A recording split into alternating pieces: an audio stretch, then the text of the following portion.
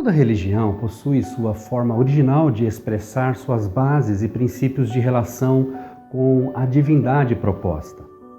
O cristianismo, a maior religião mundial, possui uma estrutura chamada de teologia, um sistema um tanto complexo de organização de princípios, ideias e valores religiosos que na somatória acabam definindo um emaranhado teórico para se chegar à conclusão de que este é o correto ou o único modo de adorar ao Deus verdadeiro. Já o judaísmo possui uma dinâmica mais simples para apresentar os fundamentos da relação do homem com o seu Deus. É a narrativa, que por se tratar de um sistema mais direto, apresenta Deus numa relação objetiva com o homem, mostrando pontos e acontecimentos históricos como a marca do favor divino, tanto quanto da gratidão humana. Isso representa um sistema mais direto de adoração. A teologia cristã é sistemática, feita a partir de sistemas. Por isso, necessita de um sistema de definição anterior ou exterior que sobre ele se sustente. A somatória de sistemas ou definições é que produzem uma lógica razoável.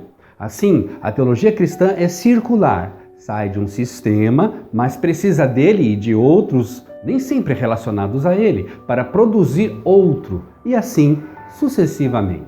Exemplo, para chegar na conclusão de que Jesus é Deus, eu tenho que partir do princípio da definição de Deus.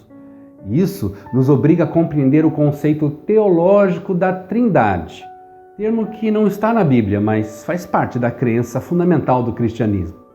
Então, eu preciso identificar e caracterizar as pessoas de Deus Pai, Deus Espírito e Deus Filho. A narrativa judaica, por sua vez, é linear, é direta e não circular, ou seja, não precisa se fundamentar em conceito à parte da linha do tempo em que se discorre para embasar novos valores ou características de Deus. Basta seguir a linha histórica dos acontecimentos divinos e, de imediato, se compreende a relação de Deus e seu significado instantâneo para com o homem.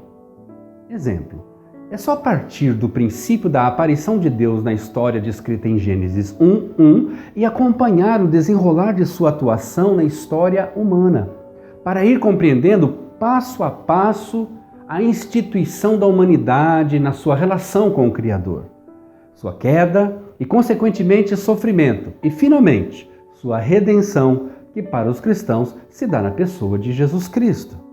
O maior empecilho para a propagação legítima e fluida do Evangelho é sua sistematização.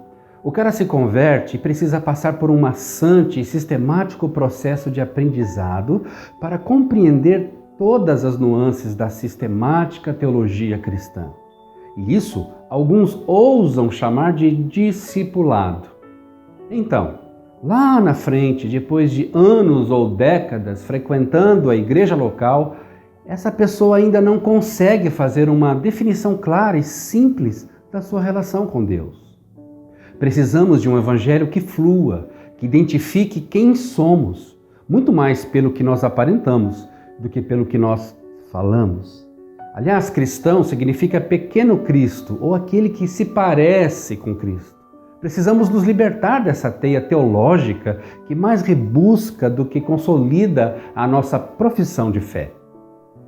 Quem sabe, se lêssemos mais a Bíblia, tirássemos as dúvidas com irmãos mais experientes, mantivéssemos uma comunhão e celebração mais viva e, finalmente, a gente só testemunhasse, só pregasse, só fizéssemos como Jesus fazia.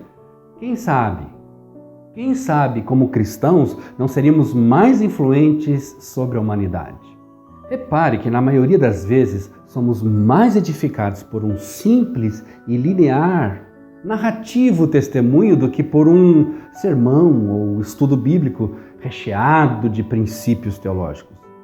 Essa simplicidade da narrativa judaica foi seguida pelo judeu Jesus de Nazaré. Seu discurso estava recheado de contos, parábolas, histórias e testemunhos do povo judeu. Foi assim que ele apresentou o Evangelho das Boas Novas, que deveriam ser anunciadas de forma simples, mas objetiva e funcional. Para quê? Para que o mundo creia.